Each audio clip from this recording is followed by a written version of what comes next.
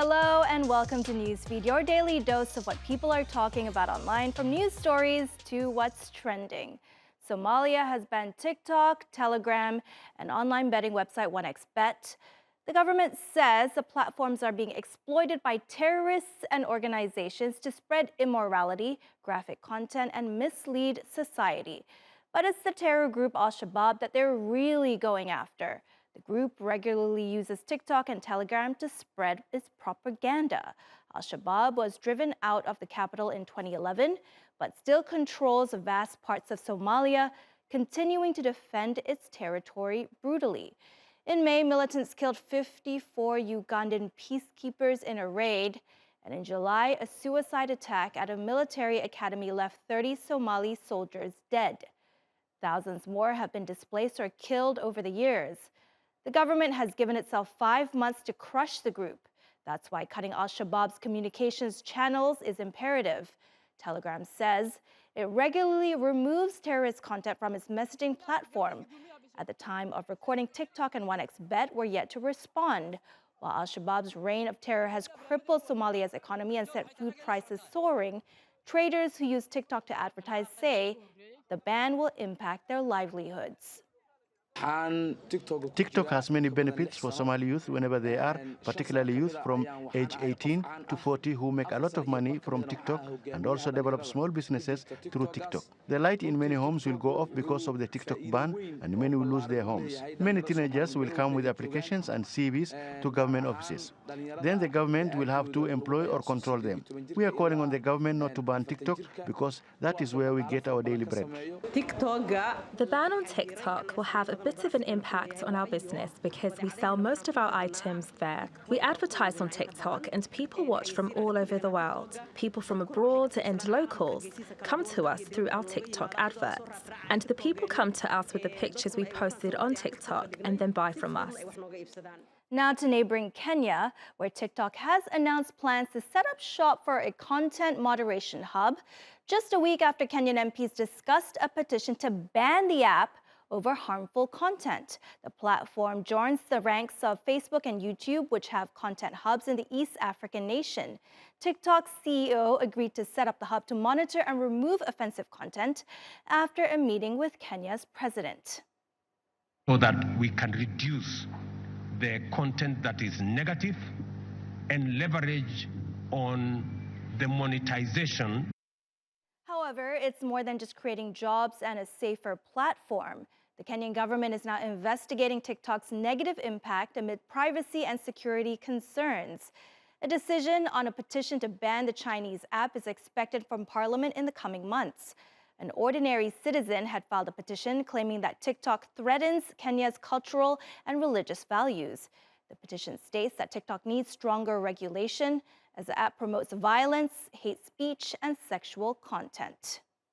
Jakarta has been battling poor air quality for years now.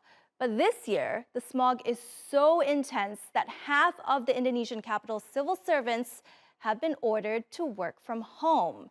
And from next month, the number of government staff working from home will be increased to 75%. A recent study by leading Swiss air quality tech firm IQ Air found that Jakarta's pollution is now the worst in the world.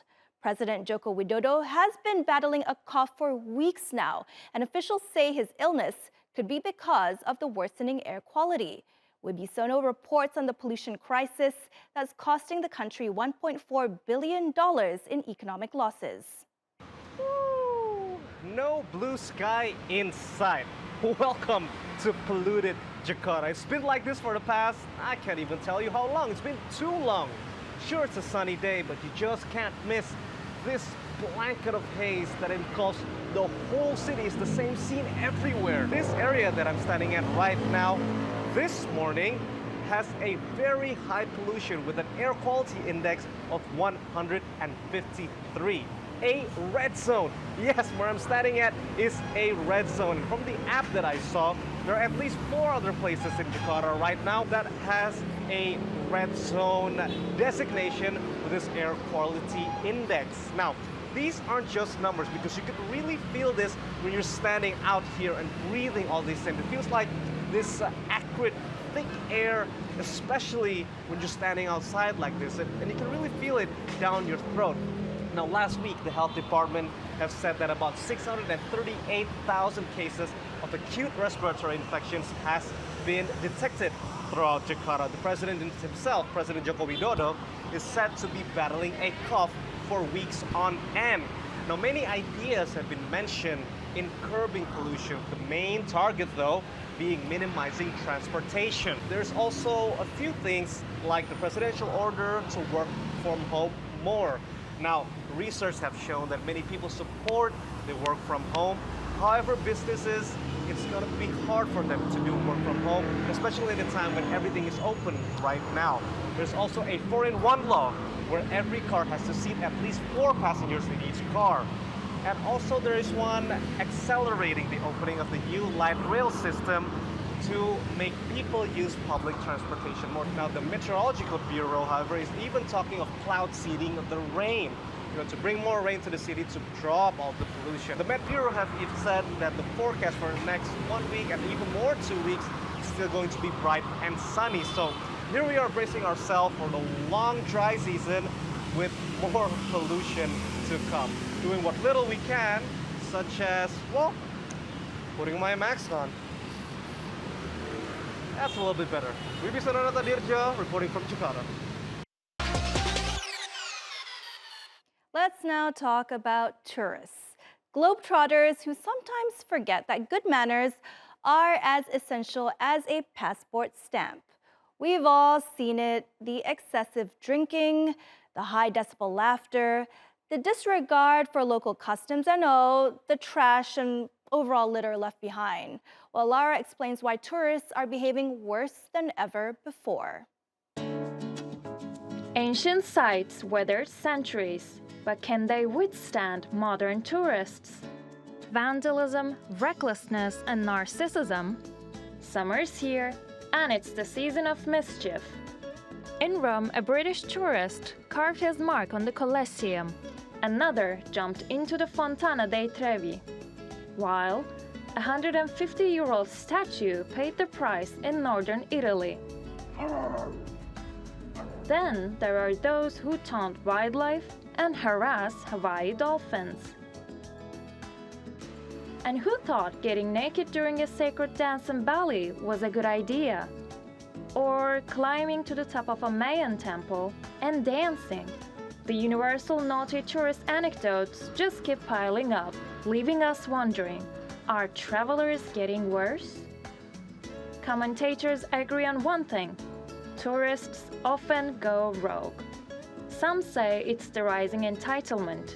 Paying for vacations breed a my money, my rules mentality, encouraging people to forget manners and norms. Others pin the blame on the pandemic.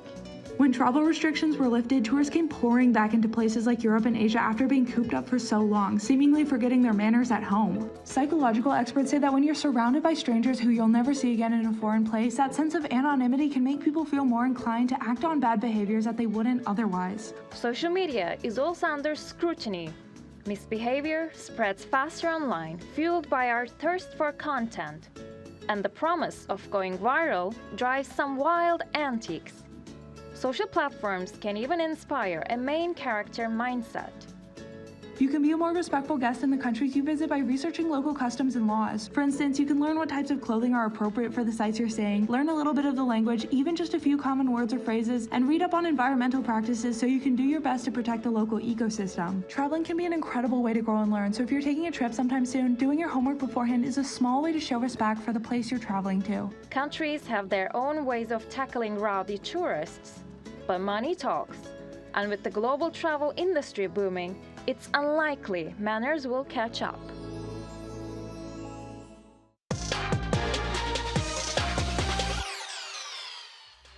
All right, on to what's trending. A whimsical bakery in New York is rewriting the rules of having breakfasts on the go. It's a felted wonderland where bagels are the stars of the show.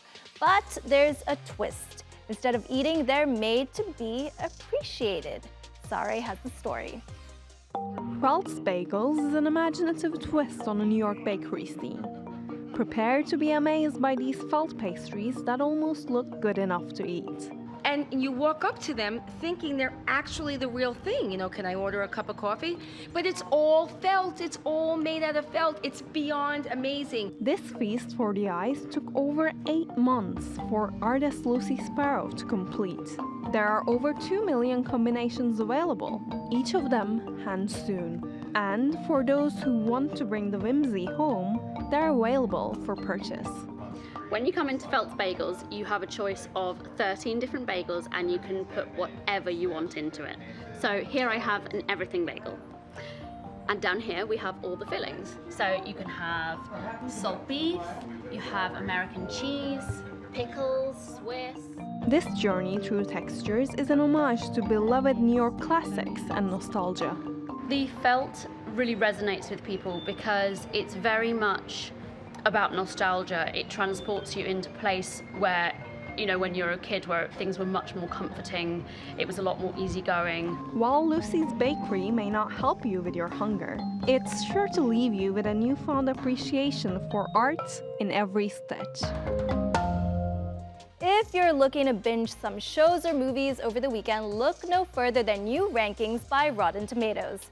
The movie website has been curating the best productions of the last 25 years, chosen by both fans and critics in celebration of the site's 25th anniversary. While fans' top choices of films were definitely dominated by the superhero craze, critics listed a wide range of genres, from timeless classics to technical feats. Both parties listed iconic award winners like Parasite, but I'm a bit disappointed that a Ghibli movie didn't make the fans' cut. For TV shows, it was mostly the usual suspects: Lost, The Office, Succession, and yes, Game of Thrones is there despite its horrific ending. You can definitely see the fandom power here, though, as fans favored sitcoms with big followings more than the critics. Now, for your viewing pleasure, we listed where both parties overlapped and made the ultimate recommendation list.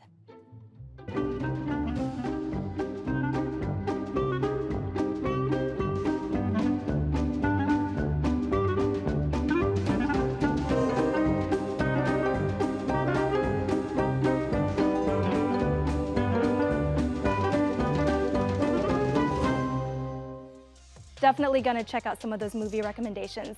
And that's our show. Find our latest stuff on YouTube and do subscribe to our channel. Have a lovely weekend.